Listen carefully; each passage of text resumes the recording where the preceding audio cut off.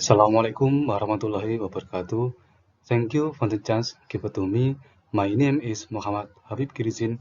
I, as the representative of the research leader, will present the progress report that entitled Chemical Properties of Dark Gelatin Produced from Several Different Bond Parts Using Multi-Level Method, with our research team, Mita Ayu Liliyanti as a leader, Trias Ayu Laksanawati, Abdul Khalik, and Dewi Mutamimah. Industrial demand for gelatin in food, pharmaceutical, cosmetic, and photography sector has continued to increase for last 2 decades. Gelatin material source come from pig and cattle. There is a problem from this source. The first is bovine spongiform encephalopathy disease, or we call it penyakit sapi gila. And in 2022, there is outbreak about foot and mouth disease that attack cattle. And the third issue is about religious. Muslim and Jews cannot consume product from pig. From this problem, we must look for an alternative source of gelatin.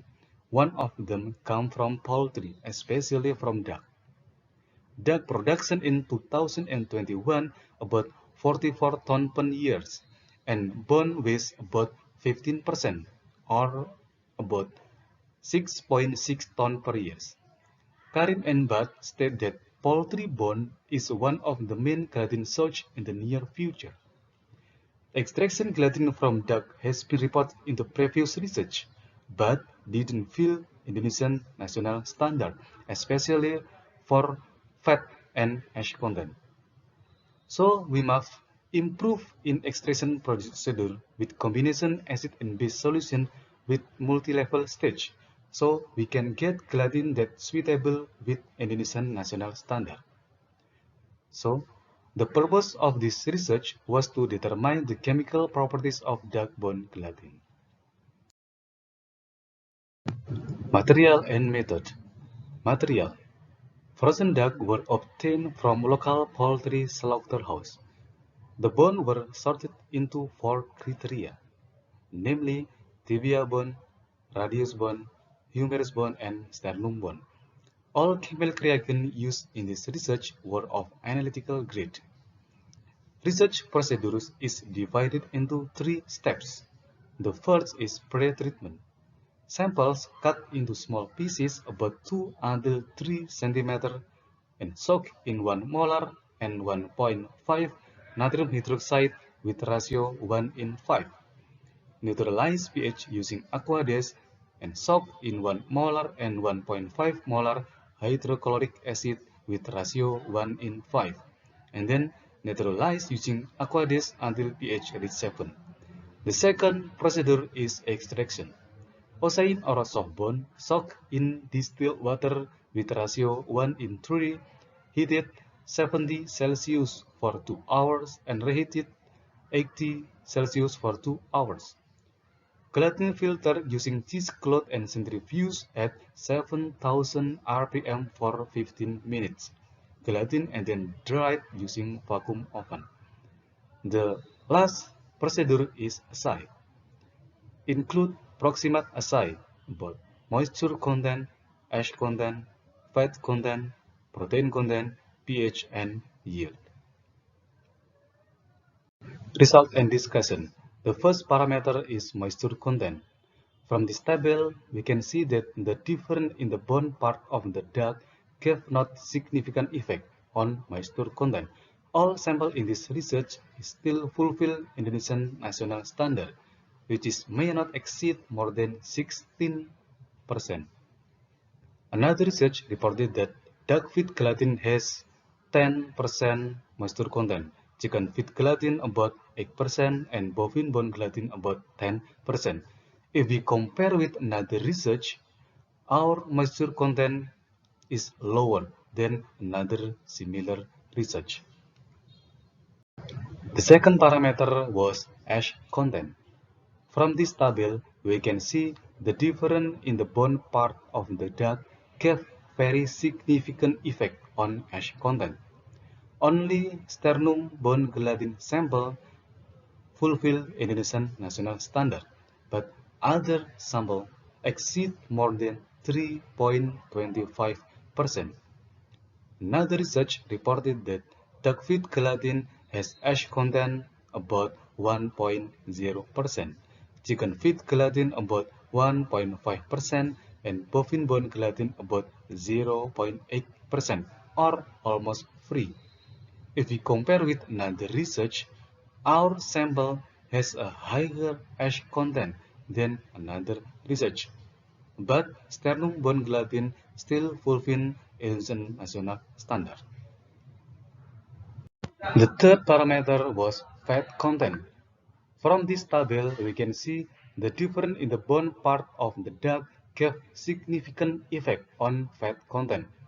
Only sternum bone gelatin is fulfill Indonesian national standard. Other samples exceed more than 5%. Another research reported that duck feed gelatin has fat content of 0.22%, chicken feed gelatin of 0.93%, and bovine bone gelatin of 5.41%. If we compare with another research, our sample has higher fat content than another research, and only sternum bone gelatin fulfill national standard. The fourth parameter was protein content. From this table, we can see the difference in the bone part of the duck gave very significant effect on protein content. All samples in this research fulfill Indonesian national standard that minimal has protein content of 50%. Tibia bone gelatin has protein content of 64%, radius bone gelatin of 69%, humerus bone gelatin of 67%, and sternum bone gelatin of 74%. Another research reported that gelatin from duck feed has protein content of 81%, chicken feed gelatin of 75%, and bovine bone gelatin of 81%. If we compare with another research, our protein content is lower, but all sample is fulfill Indonesian national standard, especially sternum bone gelatin has a higher protein content than other sample. The last parameter was yield percentage. From this table, we can see the difference in the bone part of the duck gave not significant effect on yield percentage.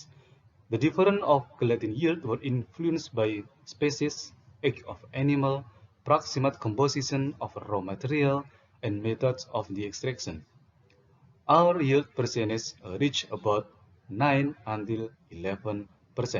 Another research reported that duck feed gelatin has yield percentage of 10%, and chicken feed gelatin has percentage of 10.5%.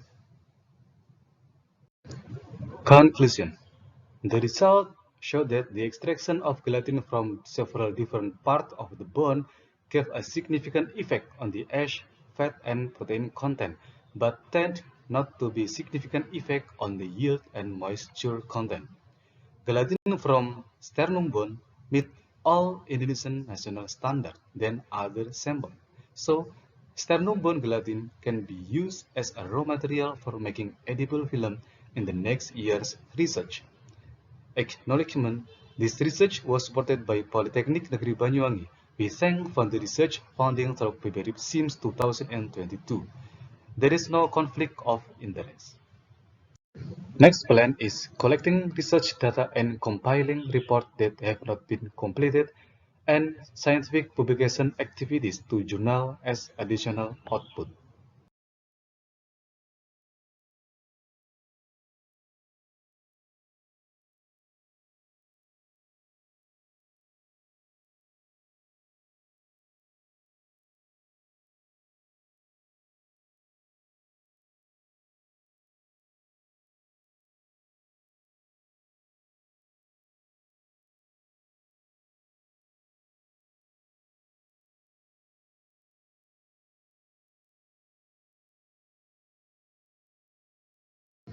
This is our letter of acceptance for abstract in the International Conference on Chemistry and Material Science in Universitas Negeri Malang. This is our certificate as presenter and participant in the international conference. Thank you. Assalamualaikum warahmatullahi wabarakatuh.